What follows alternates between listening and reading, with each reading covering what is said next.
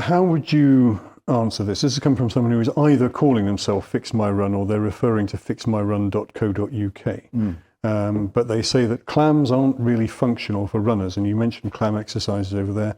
We only recommend functional strength work for rehab or runner's strength.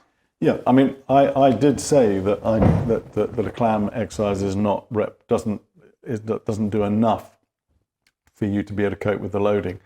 But if someone is recovering from an injury, you've got to start somewhere. And Yeah. So if someone's had glute medius tendinopathy or they've had ITB or retropatellar pain, you would start them off. It's like climbing a mountain. You're starting off at base camp, and you do very simple exercises. As go back to Jo Elphinston. She said, you can't fire a cannon from a canoe. Was one of her catchphrases, Yes. which I use quite often. So We've had Joanne on the show a couple of times. I know. And it's well worth looking at her when the recordings go up on the website. It'll be well worth looking at her shows again, because she's not only is she lovely, but she's got some good information, hasn't she?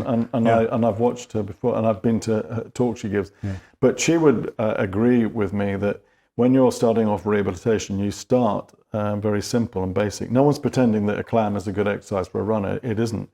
But you have to start low and work your way up. Yeah. What you actually get to, which is representative of running, is when you're doing dynamic lunges and you're doing side lunges and you're doing resistance training. Because as we said at the beginning of the program, the loads are enormous. It's incredible that the body can cope with those loads. Yeah. I don't want to diverge, but one of the ways I get patients to think about how these things happen is I like the late Stephen Hawking's definition of a human being. I don't know if you know what he said. He said, we're all temporary custodians of charged particles. Yeah. Yes. I hadn't heard it, but yeah. Yeah, which is brilliant. Yeah. And I say to patients, well, imagine you've got all those charged particles and you're hitting the ground. If all those forces are not being funneled up correctly and they're focusing on one area, then you start getting these particles breaking up. Yeah. And that's what's happening at a cellular level, obviously, because running is microtrauma over time, and it's accumulation of microtrauma. So any strength training you can do is going to help. And not just strength training, as we said, as manual therapists, we're looking at improving the biomechanics.